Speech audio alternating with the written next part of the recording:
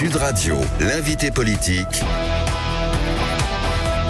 Maxime Liédot. Il est 8h17 sur Sud Radio et mon invité politique ce matin est Françoise Gatel. Bonjour. Bonjour. Ministre de la Ruralité, de l'Aménagement du Territoire et de la Décentralisation, avec, on l'a vu, des phénomènes climatiques qui inquiètent et un pic du cru, en tout cas un pic de la crue attendu dans la journée. Est-ce que vous confirmez ce matin que c'est la journée de tous les dangers ? Alors il y a encore aujourd'hui 3 départements en vigilance rouge. Donc l'ensemble des services de l'État, des départements, des collectivités sont mobilisés.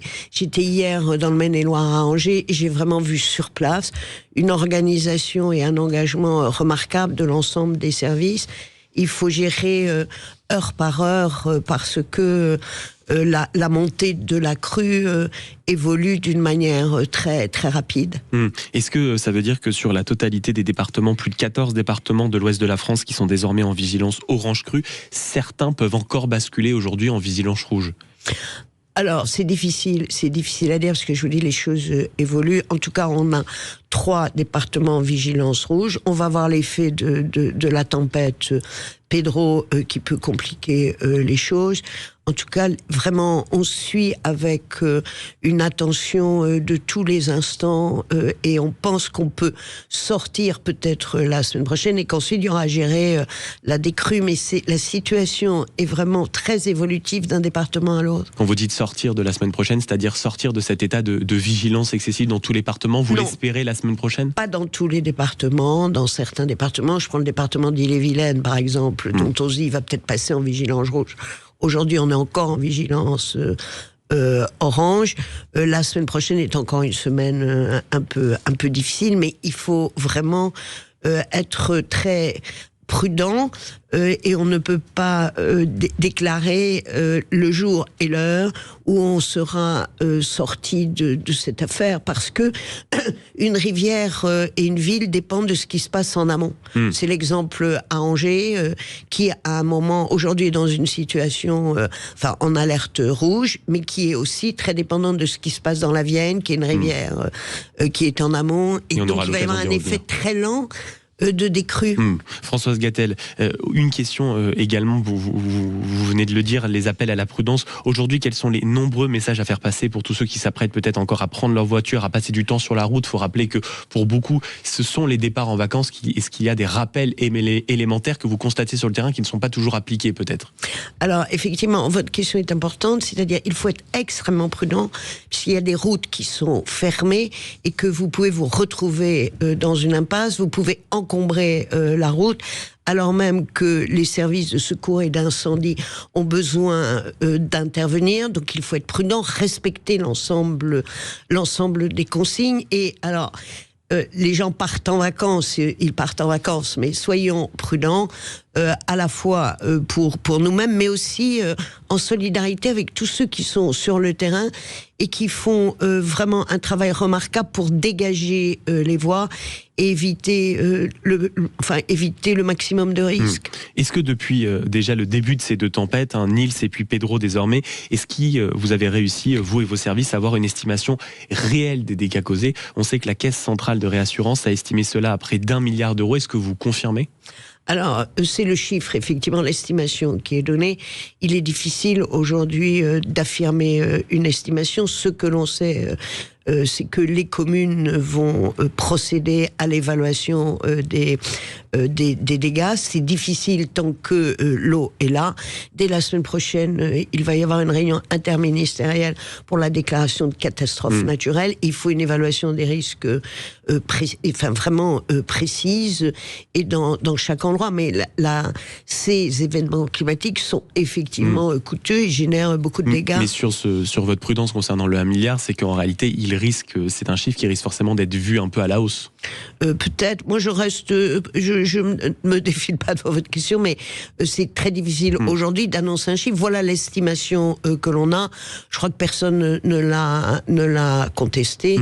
Maintenant, il faut vraiment avoir des chiffres précis, territoire par territoire, ce qui est dû à la tempête, ce qui ne l'est pas, etc. Mais c'est coûteux, oui. Toujours, puisqu'on parle de coûts aussi, la question à chaque fois des assurances qui ne cessent de revenir sur le devant de la table avec des notes qui vont exploser. Est-ce qu'on connaît là aussi le chiffre, on va dire, de ce que ça risque de coûter aux assurances ?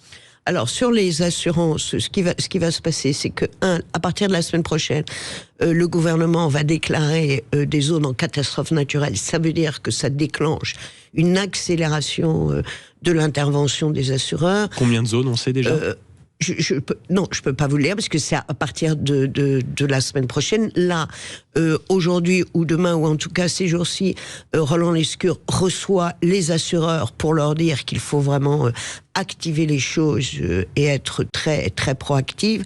Dès lors qu'on a déclenché cette catastrophe naturelle, ça accélère. Et pour les communes, nous avons cette année, en 2026, doublé le budget. C'est une dotation pour événements climatiques de cette nature.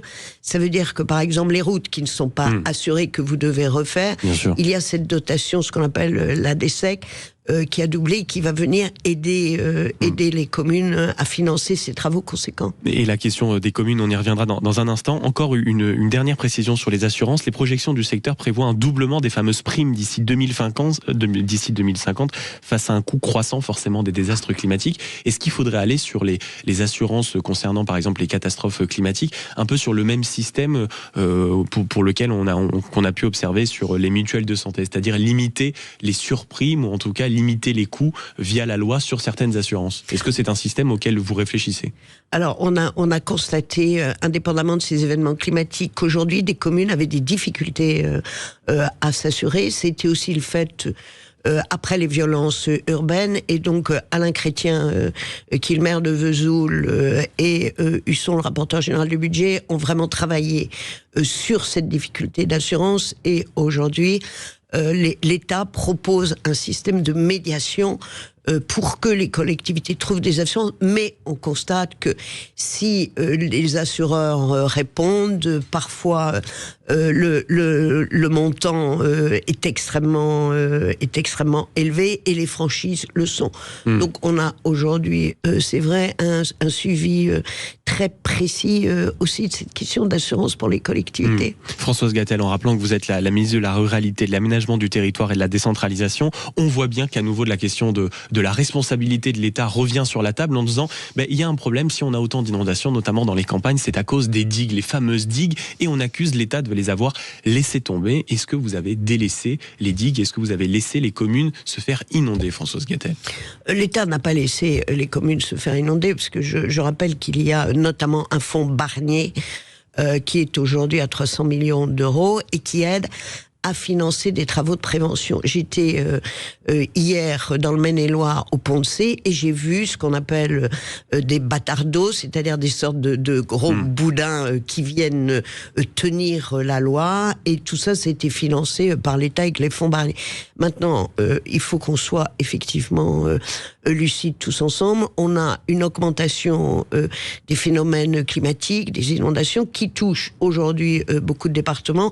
L'occurrence devient importante et le volume des dégâts l'est aussi, et que après cette crise qui aujourd'hui encore une fois localement est bien gérée par l'État et les collectivités, on va devoir s'interroger sur la prévention et comment aujourd'hui tous ensemble on finance ces risques. Est-ce qu'il n'y a pas justement quelque chose à revoir sur les digues ? Il faut rappeler que l'État a transféré la compétence de l'entretien des digues aux communes en 2018, que vous avez essayé de pallier. Quand je dis vous, c'est l'État par une taxe, mais beaucoup disent elle n'est pas suffisante cette taxe, elle ne nous sert à rien, c'est 40 € par habitant par an, ce n'est pas suffisant. 1 kilomètre de digue, c'est 1 million d'euros. En réalité, ça ne sert à rien. Il faut que l'État, on va dire, réinvestisse à nouveau sur ces dossiers-là. Qu'est-ce que vous leur dites ? Je dis qu'un des points sur lesquels on va devoir travailler après la crise, c'est quelles leçons on tire de cette crise. Mais pour vous, il y a quelque chose à faire sur les digues, sur la question des digues ? Ce que je dis, c'est que je pense que le sujet des digues est un sujet majeur, et je l'ai vu tout le long de la loi, mais c'est vrai dans des tas de départements, et qu'il va falloir qu'on s'interroge sur l'entretien des digues et le coût de leur restauration ou de l'entretien, et que surtout, la digue, c'est un linéaire.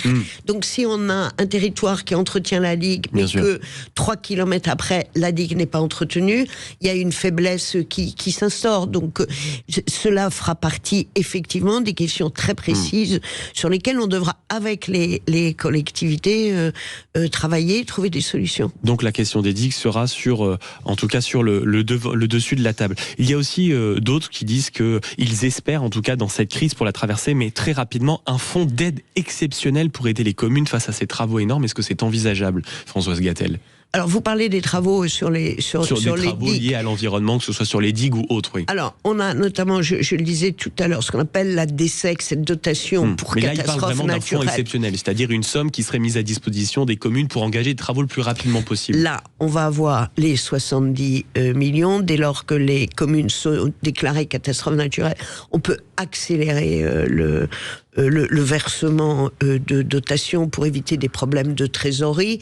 Et puis, sincèrement, je pense que tout le monde est bien conscient du sujet, notamment des digues, et qu'il faut qu'on prenne... enfin, je ne veux pas dire qu'on prenne le temps, parce qu'il y a urgence, mais qu'on s'attaque à ce problème, et que collectivement, collectivité et État, on prenne la mesure de l'enjeu, et je crois qu'on l'a pris, et qu'on trouve des solutions pérennes et sécurisées. L'entretien est déterminant, parce que c'est aussi l'entretien qui limite la fragilité des choses, et on est capable de faire des choses extraordinaires. Je l'ai vu à Angers, où il y a un tunnel, qui est un tunnel routier, et on l'inonde pour permettre qu'il soit moins fragilisé, et on déporte les voitures. Donc vous voyez, on sait inventer des choses. Ouais, c'est un principe de précaution et de prévention aussi pour les digues. On voit aussi à quel point parfois en France tout peut être compliqué. Par exemple, un programme de prévention des inondations prend entre 5 et 10 ans à être publié. On en vient donc à cette fameuse question de la simplification dont vous avez la charge, chère Françoise Gatel, et c'est vous donc qui allez devoir faire passer le fameux méga décret de simplification promis par Emmanuel Macron et Sébastien Lecornu, avec l'idée bien sûr de simplifier beaucoup de normes qui pèsent sur les collectivités. Ce décret a reçu un avis favorable du Conseil national d'évaluation des normes. Rien que ça, c'est typiquement français. Il doit être maintenant examiné par le Conseil d'État pour une publication en février. J'espère que tout le monde a bien suivi. Ça y est, à partir de quand est-ce qu'on va pouvoir se dire ce décret va être publié? Est-ce que vous avez une date précise? Incessamment sous peu, ce qui est avant très la fin précis. Du mois de mars. Oui, parce que le Conseil d'État a rendu son avis. Alors, le Conseil national d'évaluation des normes dont vous parlez, c'est quelque chose d'important, parce que c'est lui qui, de temps en temps, dit stop aux normes pour les collectivités. Non, mais vous avez raison, mais c'est bien de le dire. Parce qu'on a parfois aussi trop d'organismes qui émettent trop d'avis, et des avis contradictoires, et on a tendance à additionner les contraintes. Donc, décret de simplification avant la fin du mois de mars ou plus tard? Oui, absolument. Aussi, autre sujet, demain, naturellement, ouverture du Salon de l'Agriculture avec la visite du président de la République, Emmanuel Macron, demain. Est-ce que vous irez avec lui? Vous serez parmi les accompagnateurs? Demain, je suis dans mon département d'Ille-et-Vilaine, où j'ai quelques rencontres avec des élus, mais j'y serai naturellement la semaine prochaine, parce que c'est un moment extrêmement important pour notre pays, pour les agriculteurs et pour les territoires. Et si le président de la République y va, c'est pour faire oublier son mauvais bilan dans la matière, parce que 73% des Français, des habitants notamment des territoires ruraux, et 72% des habitants de banlieue s'estiment totalement perdants de la politique du président de la République. Donc on pallie en allant leur serrer la main au Salon de l'Agriculture? Non, moi je pense qu'on peut dire ça, les gens peuvent penser ça, mais moi je pense que le président de la République, en ce moment sur le champ de l'international, je pense qu'il fait un travail assez remarquable, et que... Oui, pour ceux de la ruralité peuvent se dire l'international c'est bien, mais nous... l'international c'est très important, parce que l'exportation des denrées alimentaires, enfin je rappelle que la France est un des premiers exportateurs de produits agricoles, et qu'il faut vendre les produits pour pouvoir vivre au pays, et aujourd'hui ça devient effectivement très compliqué, on a un vrai sujet autour de l'agriculture, et que enfin moi je le dis très clairement, depuis la crise des Gilets jaunes, le regard de l'État sur la ruralité a profondément changé. On a créé des villages d'avenir, on a fait des maisons France Service, on fait des maisons France Santé, petites villes de demain, c'est-à-dire on a réinvesti la ruralité. Alors peut-être que ça va jamais assez vite, mais en tout cas sincèrement, moi j'ai visité 56 départements. Nulle part je ne me suis fait malmener parce que l'État aurait abandonné. Mais ce sentiment est là, mais il faut aussi parler de ce qui marche. Françoise Gatel, ministre donc de la ruralité, de l'aménagement du territoire et de la décentralisation, après une semaine, donc après, et ce sera ma dernière question, le meurtre de Quentin à Lyon, c'est encore un événement qui continue d'agiter énormément la classe politique. Au sein de la majorité, il y a une question qui se pose, à savoir désormais, il doit avoir un cordon sanitaire autour de LFI. On doit mettre en place, comme le dit la présidente de l'Assemblée nationale, un ni RN, ni LFI. C'est votre avis aussi ? Je pense qu'il faut qu'on soit tous très responsables et très conscients de la gravité de la situation, et que Gérald Darmanin l'a dit, les mots tuent, et en tout cas les mots peuvent intoxiquer. Et on a cru qu'on pouvait faire des alliances avec des gens qui poursuivent un tout autre but que servir la démocratie. Et je pense qu'à un moment, ni extrême gauche ni extrême droite, c'est-à-dire ni LFI ni RN, c'est votre politique aussi. En tout cas, à ma modeste échelle, c'est ce que j'ai toujours fait, y compris aux dernières législatives. Ni LFI, ni RN. Merci beaucoup Françoise Gatel d'avoir été avec nous ce matin sur Sud Radio, ministre de l'aménagement du territoire, de la ruralité, de la décentralisation. On parlait d'alliance, c'est la question qu'on vous pose, auditeurs de Sud Radio, 0826 300 300. C'est un sondage paru dans le Figaro qui l'affirme. Oui, les Français, notamment après le meurtre de Quentin, en veulent au parti de la France Insoumise. Et oui, ils sont de plus en plus nombreux à s'apprêter à faire barrage au parti de Jean-Luc Mélenchon. Est-ce que c'est le cas aussi, auditeurs de Sud Radio, 0826 300 300? Est-ce qu'après le meurtre de Quentin, il faut tout simplement faire barrage au parti de la France Insoumise lors des élections municipales? Vous avez la parole, Sud et votre radio. À tout de suite.